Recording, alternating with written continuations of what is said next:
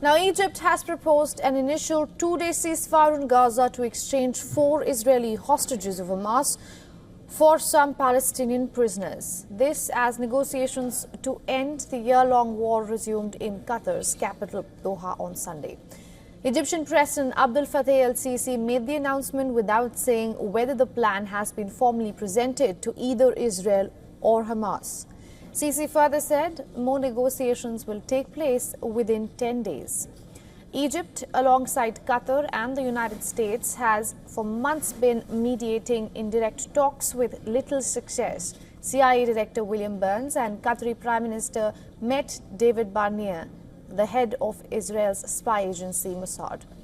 This to discuss attempts to move towards a hostage for ceasefire deal. This as families of the hostages continue building pressure on the Israeli government. Just on Sunday, Israeli Prime Minister Benjamin Netanyahu was heckled during a memorial service in Jerusalem for the October 7th attack. Bereaved family members of the victims as well as the hostages interrupted his speech with shouts of "Shame on you."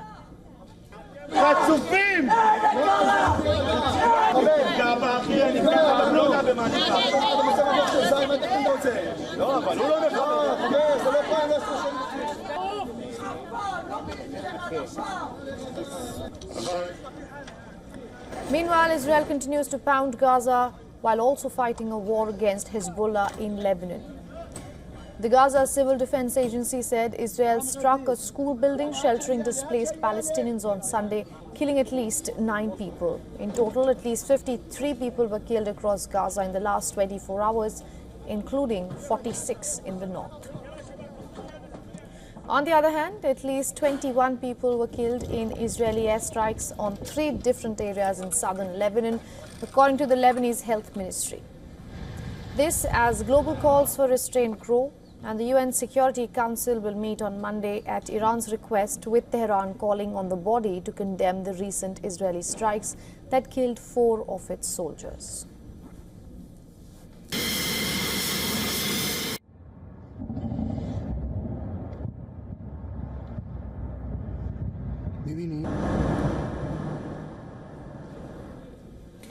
Now, correspondent Jody Cohen speaks about the chances of the talks being successful this time around.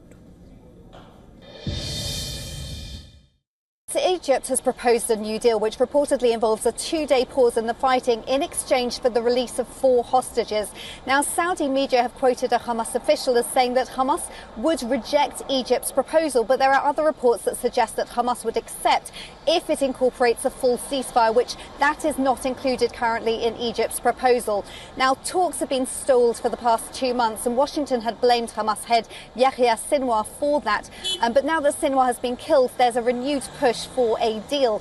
The main sticking points, however, remain. For example, Hamas is still demanding that Israel completely withdraws from Gaza. Now, that would leave Hamas in power, which is unacceptable to Israel. Defense Minister Gallant has said that not all of Israel's war goals can be achieved militarily, and Israel, we know, has offered its own proposal, which is safe passage for Hamas leaders in exchange for Hamas laying down their weapons and releasing the 101 hostages. And we know that Israeli negotiators are going to be in Doha this week to discuss next steps with the mediators. Now, Jody has also been tracking Iran's Supreme Leader Ayatollah Ali Khamenei's statement on Israel's attack and what kind of retaliation one can expect from Iran.